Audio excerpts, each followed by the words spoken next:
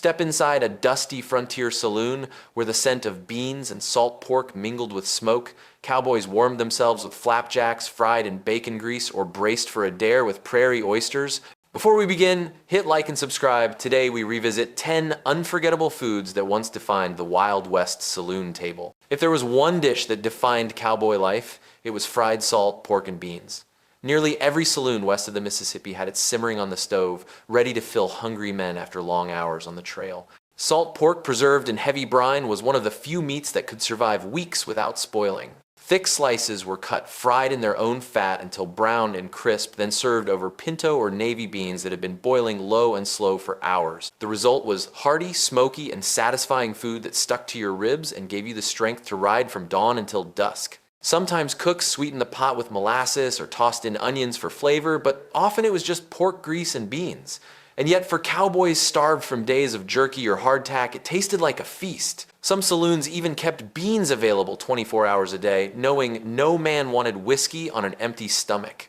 Paired with a hunk of sourdough or cornbread, fried salt, pork, and beans became more than a meal. It was comfort, community, and a reminder that even in the harsh West, simple food could feel like home. Before diners and protein bars, cowboys fueled their long rides with sourdough flapjacks, thick, chewy pancakes fried in sizzling bacon grease. The secret wasn't in the flour, but in the starter, a bubbling culture of wild yeast some cowboys carried in tins tied to their saddlebags. That starter could be months old, passed down from one trail to another, treasured as if it were gold. Saloons served flapjacks any hour of the day, morning for ranch hands, midnight for gamblers, stumbling from a poker table, or dawn for travelers heading back to the trail. They weren't dainty or fluffy. These flapjacks were dense sinkers that hit the stomach like a rock, but they kept a cowboy full through miles of dust and cold wind. Toppings were scarce but memorable: molasses when the rail delivered it, canned fruit when luck struck, or just a drizzle of pork drippings. For many men, that last flapjack on the plate meant a prized extra spoonful of sweetness. More than food, sourdough flapjacks were survival on a plate. Simple, hearty, and unforgettable in the smoky glow of a frontier saloon. In the Old West, nothing spoke more about survival and resourcefulness than a bowl of son-of-a-gun stew. This hearty dish was born on cattle drives where every part of the animal was used, from tripe and heart to liver, marrow, gut, and even the brain. Trail cooks simmered these organ meats with onions, potatoes, and wild herbs in cast iron pots until the flavors melded into a thick, peppery broth. It wasn't just about taste, it was about respect for the animal and making sure no food went to waste. For saloons in cattle towns like Dodge City and Abilene, the stew was cheap filling and exactly what trail-weary cowboys craved after weeks of dust and saddle sores. A steaming bowl promised warmth, calories, and the strength to keep riding. Some cowboys even joked that toughness wasn't measured by how fast you could draw a gun, but whether you could finish a full bowl of this mystery meat stew. Today, son-of-a-gun stew is remembered less for its ingredients and more for what it symbolized: grit, economy, and the cowboys' refusal to waste a single scrap when survival was on the line. Long before pretzels and peanuts lined bar counters, saloons in the Old West offered the ultimate cowboy snack game: jerky. Hunters brought back strips of venison, elk, or antelope, which were salted, smoked, and sun-dried until tough, chewy, and bursting with flavor. Seasonings varied: black pepper, red pepper flakes, or wild herbs like sage gave each piece its own rustic character. Jerky wasn't just a treat, it was survival food. It didn't spoil, didn't need cooking, and could be carried in a saddlebag for days on end. In saloons, bartenders often served a small plate of jerky with pickles or cheese, a hearty pairing with a mug of beer or a shot of rye. For a few coins, a cowboy could buy a bundle to take back on the trail, wrapped in cloth and tucked away for the ride. Every strip of jerky spoke of self-reliance. You killed it, you cured it, you carried it. It was the food of hunters, riders, and wanderers who needed fuel in a land that gave nothing easily. In the glow of a saloon lantern, chewing on jerky wasn't just eating, it was participating in the rugged spirit of the frontier itself. Fresh fruit was a rare luxury on the frontier, but dried apples brought a taste of home to even the roughest saloons. Transported in sacks by wagon or rail, the slices were soaked in water to soften, then stewed with sugar, cinnamon, and nutmeg until fragrant and sweet.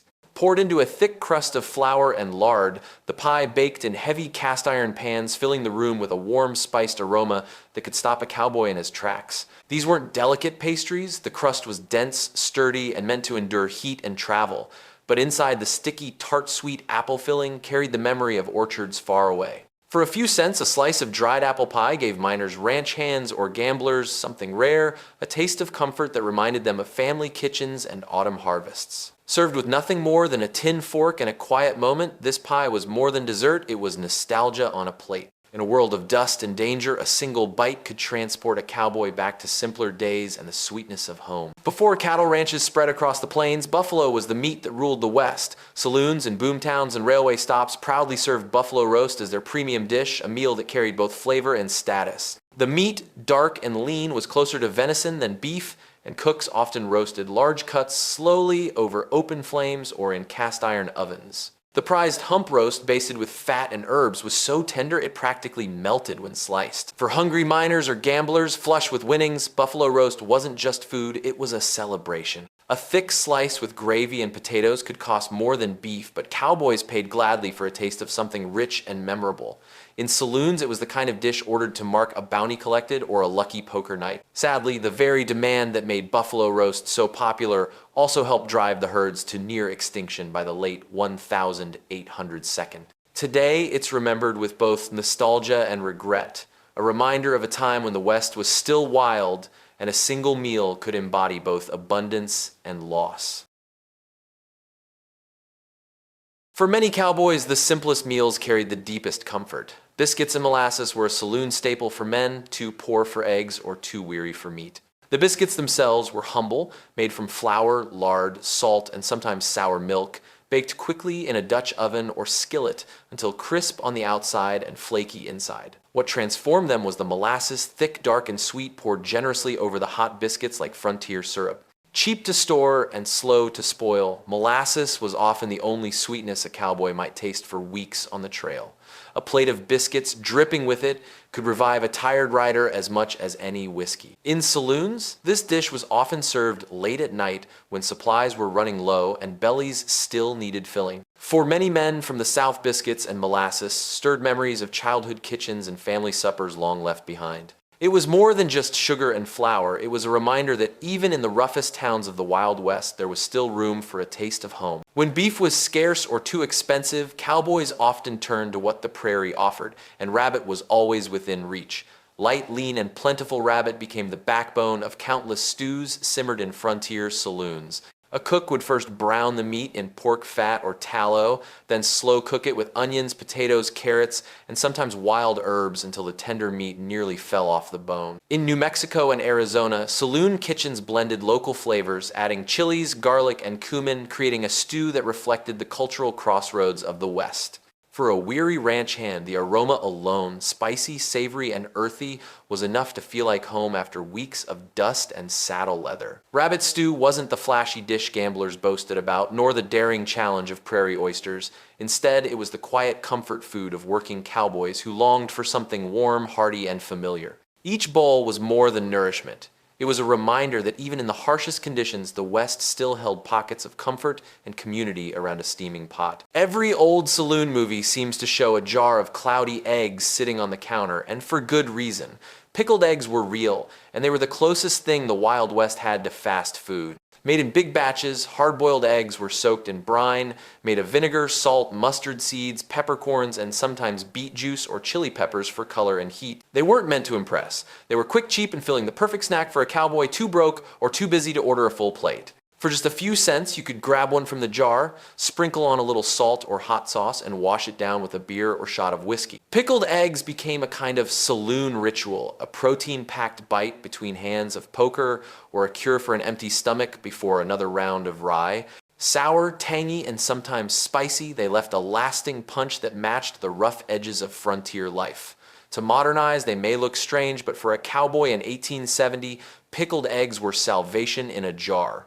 For cowboys of the frontier, coffee wasn't just a drink, it was the fuel that kept them alive. Known as six-shooter brew or liquid tar, chuckwagon coffee was boiled strong enough to float a horseshoe.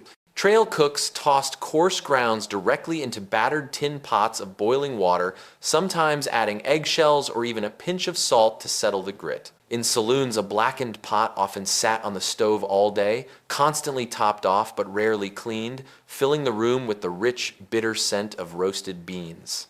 For a coin or even a few flakes of gold dust, a cowboy could get a steaming tin cup of jet black coffee, sometimes spiked with a shot of whiskey if the barkeep liked you. It wasn't delicate or refined, it was harsh bracing, and exactly what men needed after poker games that stretched until dawn or before another ride into the cold.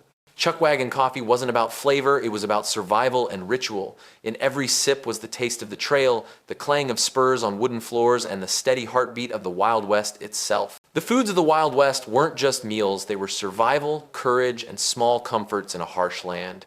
From the daring bite of prairie oysters to the sweetness of biscuits drenched in molasses, each dish carried the grit of the frontier. Saloons weren't only whiskey halls. They were lifelines for weary cowboys chasing work, luck, or home. So which of these saloon favorites would you try first, and which would you never dare touch? Share your thoughts in the comments, and don't forget to like and subscribe for more nostalgic journeys into America's past.